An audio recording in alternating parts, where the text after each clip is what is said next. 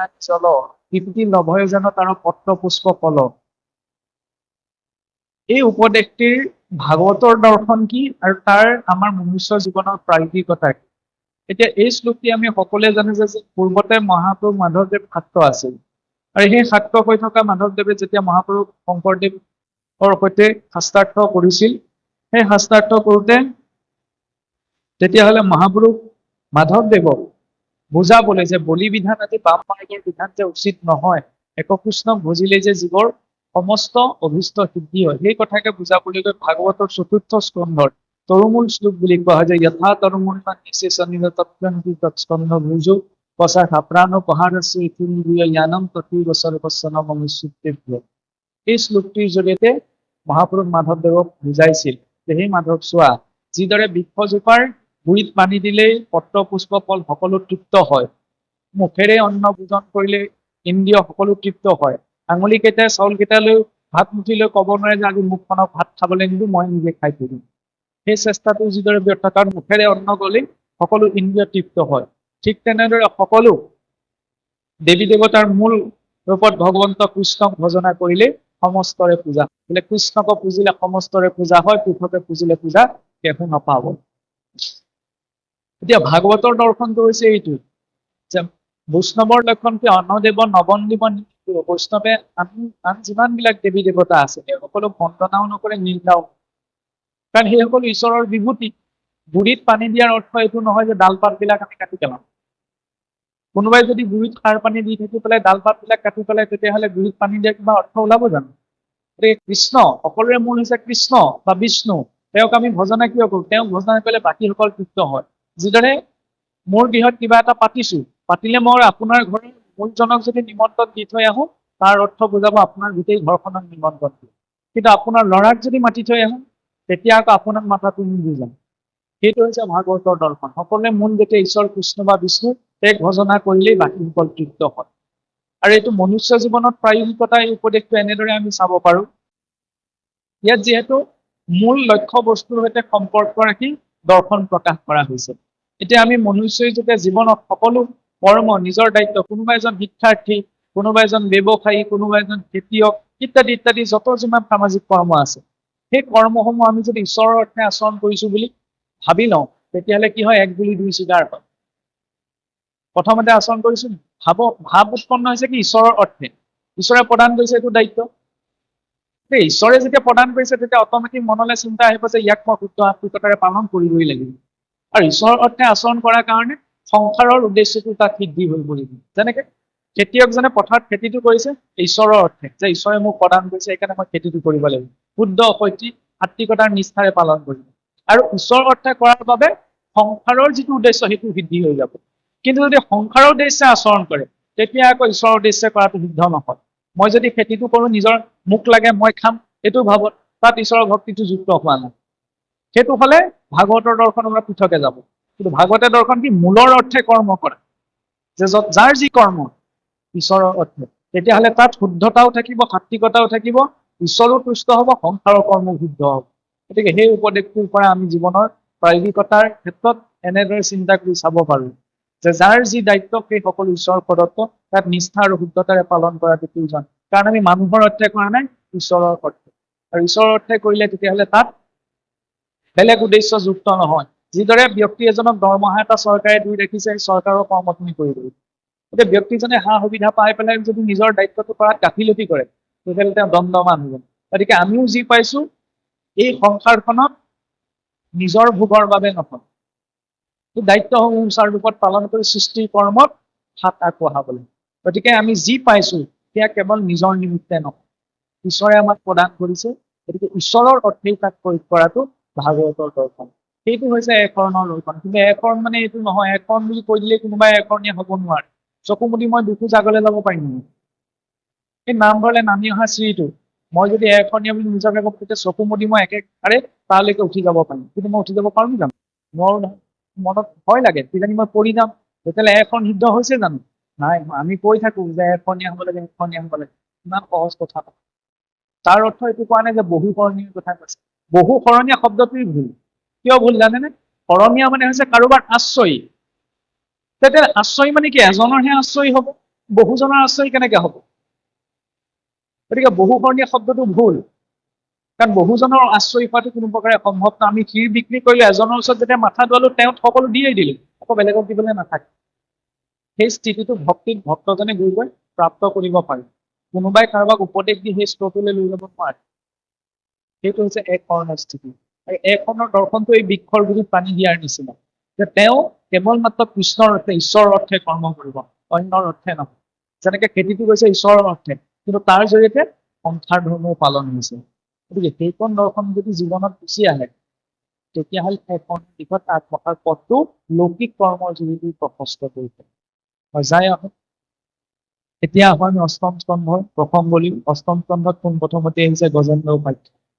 গজেন্দ্ৰ পূৰ্ব জন্মত কোন আছিল?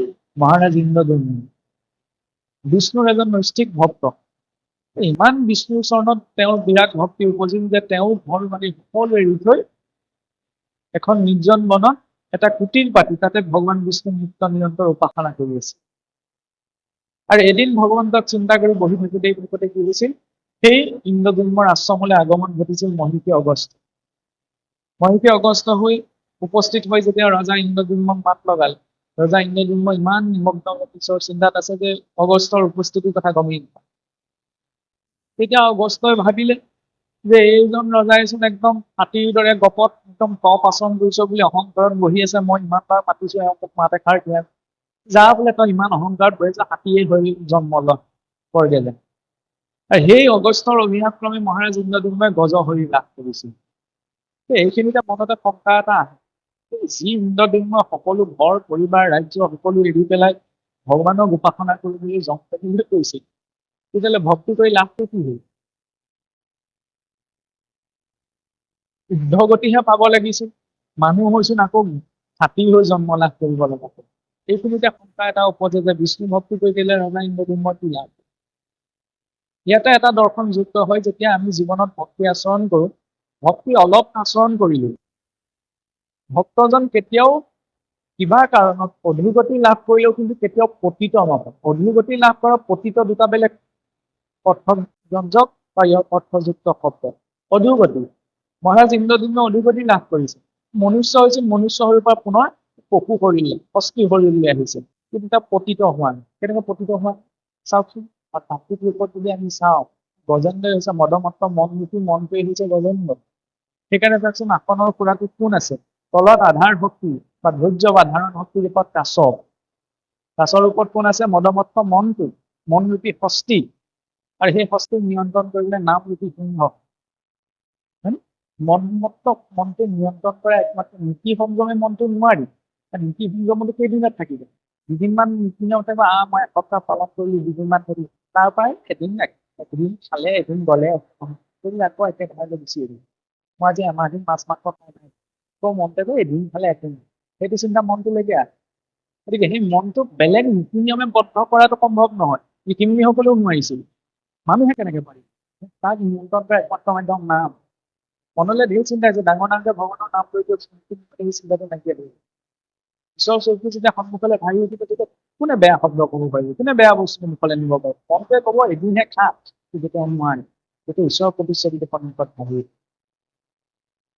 এতিয়া গজেন্দ্ৰৰ ৰূপত ইন্দ্ৰদ্যুম্নৰ জন্ম হৈছে, সেই মদমত্ত মনটো নিয়ন্ত্ৰণ কৰি তেতিয়াহ'লে আমাক কি লাগে? নাম।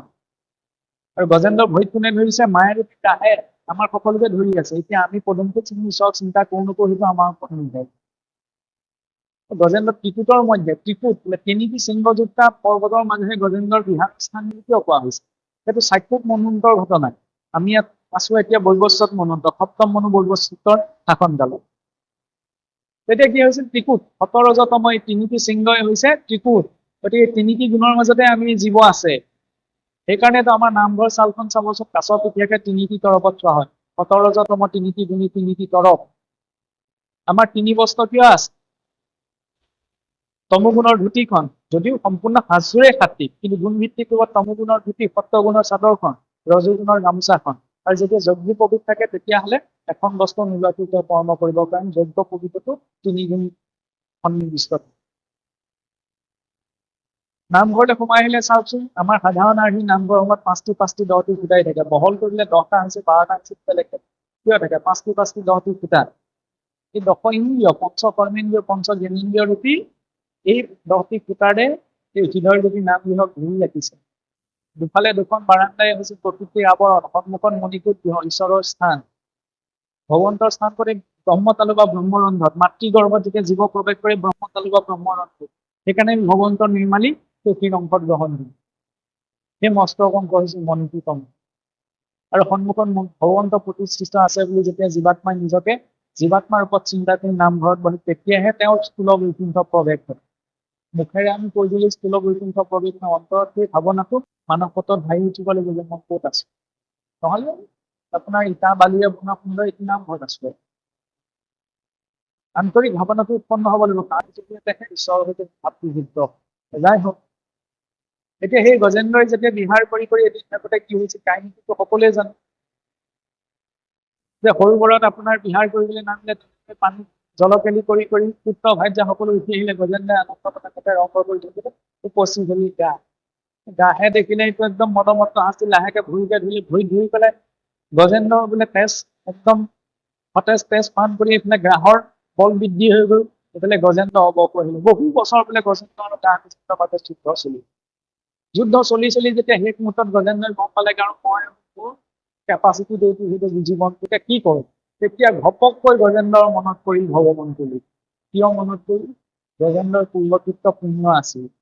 গজেন্দ্ৰই যে স্তুতি কৰিছিল 18টি শ্লোকত ভগৱন্তক বোলে স্তুতি কৰিছিল। হাতীটোৱে আকৌ স্তুতি কৰে কেনেকে সম্ভৱ? হাতীটোৱে সংস্কৃতত বোলে স্তুতি কৰিছিল ভগৱন্তক, কিন্তু কেনেবাকে সম্ভৱ জানো? গজেন্দ্ৰই কেনেকে মনত পৰিছিল? পূৰ্বত যিটো স্তুতিৰে সদায় ৰজা ইন্দ্ৰদুম্নই ভগৱন্ত বিষ্ণুক অৰ্চনা কৰিছিল, সেই স্তুতিটো সেই প্ৰাণ সংকটৰ বেলা গজেন্দ্ৰৰ মনলৈ আহিছিল। সেইখিনিতে প্ৰকাশ পাইছে শ্ৰৱণ কীৰ্তনৰ গুহাত থকা স্মৰণ আৰু চিন্তনৰ জৰিয়তে। অন্তিম সময়ত ওচৰতে বোলে ভাগৱত পঢ়ি আছে, কাণেৰে যদি নুশুনা হৈ থাকে তেতিয়াহ'লে শ্ৰৱণে সেইখিনি সময়ত ক্ৰিয়া কৰিব নে? কীৰ্তন মুখেৰে ক'ব লাগিব বা গাব লাগিব। মুখেৰে যদি ক'ব নোৱাৰা হৈ থাকে তেতিয়াহ'লে ভগৱন্তৰ নাম কেনেকে ল'ম? সেইখিনি সময়ত ক্ৰিয়া কৰিব স্মৰণ আৰু চিন্তন। শ্ৰৱণ কীৰ্তনত এইকাৰণে গুৰুত্বতা দিয়া হ'ল, তাৰ জৰিয়তে তাতে স্মৰণ আৰু চিন্তন পৰিপুষ্ট হয়। সেইবাবে ৰামকৃষ্ণ বুলি কোৱাৰ লগে লগে তেওঁৰ ৰূপটো চিন্তন কৰা প্ৰয়োজন, তেওঁৰ ৰূপটো স্মৰণ কৰা প্ৰয়োজন, যাতে সেই ৰূপটো হৃদয়ত প্ৰতিস্থাপিত হয়। গজেন্দ্ৰই অভিগতি লাভ কৰিছে গজশৰীৰত ইন্দ্ৰদুম্নই, কিন্তু পতিত কৰা নাই। সেইকাৰণে অন্তিম সময়ত ভগৱন্তলৈ স্মৰণ কৰিছে, আৰু স্মৰণ মাত্ৰতে ভগৱন্ত আহি উপস্থিত হৈছিল, হয়নে? গজেন্দ্ৰ ভগৱৎ স্পৰ্শাদো বিমুক্ত কৰ্ম বন্ধনাৎ লব্ধা ভাগৱতো পুনৰ্জন্ম নাভৱতি। যে ভগৱত অস্তৰ স্পৰ্শতে গজেন্দ্ৰই বৈকুণ্ঠৰ পাৰিপদিক শৰীৰ লাভ কৰিছে।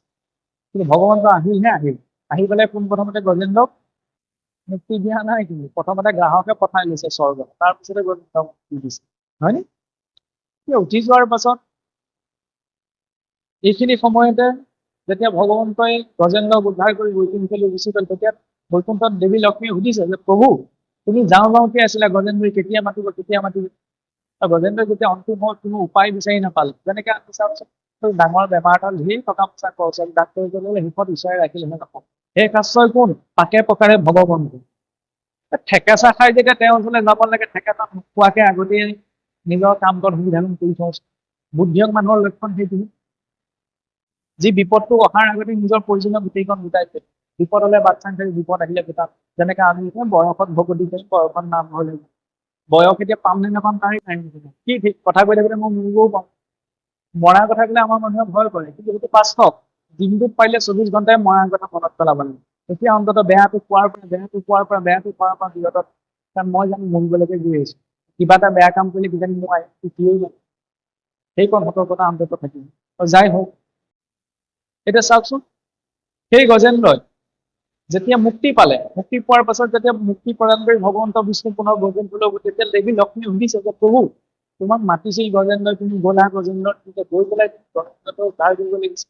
প্ৰথমতে চোন চক্ৰৰ স্পৰ্শ কৰি গ্ৰাহকে উদ্ধাৰ কৰিলে, গ্ৰাহক স্বৰ্গলৈ পঠালা, তাৰপিছতো তুমি গজেন্দ্ৰক বৈকুণ্ঠলৈ পঠাইছা। পোন প্ৰথমতে ফাৰ্ষ্টত তুমি গজেন্দ্ৰকে পঠাব লাগিছিল। বোলে ইয়াতো ৰহস্য আছে, বোলে কি আছে? যিজনে বোলে যিজনে মোক স্মৰণ কৰিলে তেওঁকতো মই কনফাৰ্ম বোলে উদ্ধাৰ কৰিমেই। যিজনে মোৰ ভকতৰ চৰণত ধৰিল তেওঁক বোলে মই আগতে উদ্ধাৰ কৰিব লাগিব। তেতিয়া গজেন্দ্ৰ ভগৱন্তক স্মৰণ কৰিছিল, তেতিয়া কাৰ চৰণত গৈছিল? ভকতৰ চৰণত। বিৰূপভাৱে হলেও ভকতৰ চৰণতে ধৰি আছিল।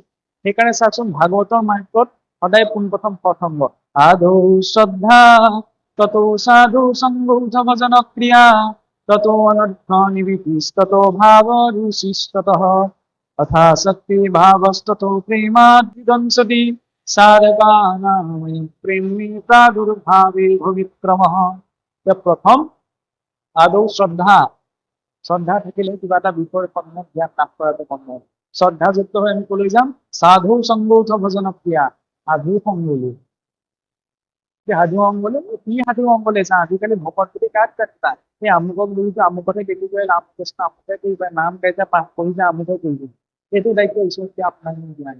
যদি দিলেহেঁতেন তেতিয়া বিচাৰ কৰিলে আপুনি আপুনি কৰ্ম কৰিছে আপোনাৰ মতে ফল পাব, মই যি কৰ্ম কৰিছো মোৰ মতে ফল পাম। সেইটো আপুনি মই বিচাৰ কৰাৰ প্ৰয়োজন নাই। তেওঁ দেখি আছে নহয়, 14টা চিচি কেমেৰাত চব ৰেকৰ্ড হৈ আছে নহয়, হয় নে? নাকিকাত অশ্বিনী কুমাৰ, কৰ্ণত দিগজন, মুখত অগ্নি, জিহ্বাত বৰুণ, পদত বিষ্ণু, হস্তত ইন্দ্ৰ, বুদ্ধিত বাসুদেৱ, মনত চন্দ্ৰ, অহংকাৰত ৰুদ্ৰ, নেত্ৰত আদিত্য, 14জন দেৱতা হিচাপ ৰাখি আছে। নাকেৰে কি কি দেখিছে? শুনিছে। চকুৰে কি কি গোন্ধ দৃশ্য দেখিছে। কাণেৰে কি কি শুনিছে। জিভাই কি কি ৰস আস্বাদন কৰিছে। সকলো হিচাপ হৈ থাকিব। আমাৰ মাত্ৰ দায়িত্ব আছে আপুনি যেতিয়া আজি ভকত ৰূপত উপস্থিত, গতিকে ভক্তৰ ৰূপত আপোনাৰ প্ৰতি সন্মান কৰাটো আমাৰ দায়িত্ব। এতিয়া নামঘৰত পঢ়িছে, নামঘৰে একমাত্ৰ এনেকুৱা এখন ক্ষেত্ৰ, চাওকচোন ইয়াত জ্ঞানী অজ্ঞানী সদাচাৰী ব্যভিচাৰী একো বিচাৰ কৰা নাই, আনকি স্ত্ৰী পুৰুষেও বিচাৰ কৰা নহয়। এইখন সমাজ, যিখন সমাজত শাহুৱেকো একেখন সমাজত বহিব পাৰে, বোৱাৰীকো সমান। বিয়াখন পাতিলে কিন্তু শাহুৱেকৰ সমানে সমানে বোৱাৰীক বহিব পাৰে, কিন্তু ইয়াত কোনো উচ্চ নহয়, কোনো নিচ নহয়, কোনো জ্ঞানী নহয়, কোনো সকলো সমান। কিয়? কাৰণ ইয়াত আমাৰ পৰিচয় এটাই, ভকত, ঈশ্বৰৰ ভক্ত, ঈশ্বৰৰ সন্তানসকল। সেইবাবে বেদতো কোৱা হৈছে যে শৃণ্বন্তু বিশ্বহি অমৃত পুত্ৰস্য আজু ভামানি বেদা সপ্তম পুৰুষম মহন্তম আদিত্য বৰ্ণম তমস্তাত, যে সেই অমৃতৰ পুত্ৰসকল মই তিমিৰাতি পুৰুষক জানিব পাৰিছো। জীৱসকলক অমৃতৰ পুত্ৰ বুলি কোৱা হৈছে। অমৃত স্বৰূপ হৈছে ভগৱন্ত। সেই অমৃত স্বৰূপৰ পুত্ৰ বুলি জীৱসকলক কোৱা হৈছে। আৰু এই জীৱসকলে তেতিয়াহ'লে ভক্তি মাৰ্গত আগবাঢ়িলে চাওকচোন, ভাগৱতে ইমান এটা সুন্দৰ ক্ৰম লিখিছে। প্ৰথম শ্ৰদ্ধাযুক্ত সাধু সংগ। সাধু সংগলে গ'লে অনৰ্থবিলাক নিবৃত্তি হ'ব। কাৰণ সাধু সংগত যেতিয়া কথাবিলাক সদায় শুনোতে এদিন জানি, তেতিয়া এদিন ক্লিয়াৰ কৰিব। অনৰ্থবিলাক নিজৰ পৰা নিবৃত্তি এঠাই যাব। কাৰোবাক উপদেশ দি পৰিৱৰ্তন কৰাটো সম্ভৱ নহয়, কিন্তু নিত্য নিৰন্তৰ সাধু সংগত থাকিলে বেয়াবিলাক নিজৰ স্বভাৱৰ পৰা নিবৃত্তি আঁতৰি গুচি যায়। সেইটো হৈছে সাধু সংগৰ প্ৰভাৱ। এতিয়া অনৰ্থ নিবৃত্তি হলেহে কি আহিব? ঈশ্বৰ ভক্তিত ৰুচি উপজিব। ৰুচি উপজিলেহে ভাৱ আহিব। ভাৱ আহিলে ঈশ্বৰৰ ওচৰত আসক্তি। ঈশ্বৰৰ চৰণত আসক্তি উপজিলে জীৱ বন্ধনৰ পৰা মুক্ত হয়, আৰু সংসাৰত আসক্তি উপজিলে জীৱ বন্ধন প্ৰাপ্ত কৰে। আৰু ঈশ্বৰৰ চৰণত যেতিয়া আসক্তি উপজিব তেতিয়া প্ৰেম আহিব। প্ৰেম মানে ল'ৰাই ছোৱালীক, ছোৱালীয়ে ল'ৰাটোক কৰাটোৱে নহয়, সেইটোতো ছালৰ আকৰ্ষণ। একদম খোলাকে ক'বলৈ গ'লে ছালখন যদি আঁতৰাই দিয়ে, ময়ো আপোনাৰ ওচৰত নাযাওঁ, আপুনি মোৰ ওচৰলৈ নাযাওঁ, হয় নহয় কওকচোন? ছালখনৰ নিমিত্তে গোটেই জীৱনটো নহয়। আজিকালি যিবিলাক দেখা গৈছে আমাৰ নিচিনা ল'ৰা ছোৱালীৰ মাজত, হয়নে? কাপোৰ হুলদি ল'ৰা ছোৱালী সলায়, হয়নে? আকৌ যে দেখা যায় আপোনাৰ প্ৰেম বুলি ক'লে আজিকালি কি বুজে? বোলে ল'ৰাই ছোৱালীক ভাল পালে, এইফালে ছোৱালীয়ে ল'ৰাক ভাল পালে, পিতৃ মাতৃ সন্মত নহয় কাৰণে পলাম। সেইটোৱে বোলে প্ৰেমৰ একদম উদাহৰণ, যে ইমান ভাল পাইছে। যি মাতৃয়ে প্ৰসৱ বেদনা আহি জন্ম দিলে, পিতৃ মাতৃয়ে নাখাই নগৈ ল'ৰা ছোৱালী ডাঙৰ দীঘল দিলে। প্ৰেম বুলি ক'লে পিতৃ মাতৃৰ কথা ল'ৰা ছোৱালীৰ মনলৈ নাহে। ল'ৰাটোৰ মনলৈ আহিব ছোৱালীজনীৰ কথা, ছোৱালীজনীৰ মন আহিব ল'ৰাটোৰ। সেইটো মানসিকতা। তেতিয়াহ'লে পিতৃ মাতৃৰ যি ভাৱ আছে সেয়া কি প্ৰেম নহয়? প্ৰেম বুলি ক'লে এটা বৰ ডাঙৰ দায়িত্ব, বহুত ডাঙৰ ত্যাগ। আজিকালি যেনেকে আপোনাৰ ইখন বিবাহৰ পিছত ইখন বিবাহ, হয় নে? ডাইভৰ্চ, বিবাহ বিচ্ছেদৰ প্ৰকৃত ৱৰ্ড আমাৰ সংস্কৃতৰ কোনো শাস্ত্ৰত নাই, কাৰণ সেইটো পৰম্পৰা আমাৰ নহয়। আজিকালি যে ল'ৰা ছোৱালীবিলাক কিছুমান লিভিং বিল আছে, এইবিলাকতো কুকুৰ মেকুৰ কাৰবাৰ, হয় নে? কুকুৰেহে গলিয়ে গলিয়ে আপোনাক গৈ পেলাই ইটো গলি সোমালেগে, সিটো গলি সোমালে। খোলাকে কৈছো, কটু বুলি নাভাবিব আৰু কটা মোক ৰখাই থব নোৱাৰে। প্ৰেম বুলি ক'লে দায়িত্ব বুলি কিয় কোৱা হৈছে? ভগৱান ৰামচন্দ্ৰ চাওকচোন, পূৰ্ণ পুৰুষোত্তম, নহয় নে? যেতিয়া ৰাৱণে সীতাক হৰণ কৰি লৈ গ'ল, এই বনবাসীহে আছিল, আকৌ আহি যদি ৰাজ্যলৈ উভতি দ্বিতীয় বিবাহ কৰিলে কোনেও প্ৰশ্ন কৰিবলৈ নাথাকিলে। ৰজা হয়, সেইফালে ৰাৱণে হৰণ কৰি দিলে, কেনেকে বিচাৰি যাব? সেইকাৰণে দ্বিতীয় বিবাহ কৰিলে, কোনেও প্ৰশ্ন নকৰিলে। কিন্তু কি কৰিলে? 14,000 কিলোমিটাৰ ভগৱান হৈ যোৱা নাই, সাধাৰণ মানুহ 14,000 কিলোমিটাৰ খোজকাঢ়ি সাগৰত ফটো বান্ধি পত্নীক উদ্ধাৰ কৰিছে। সেইটো হৈছে প্ৰেম।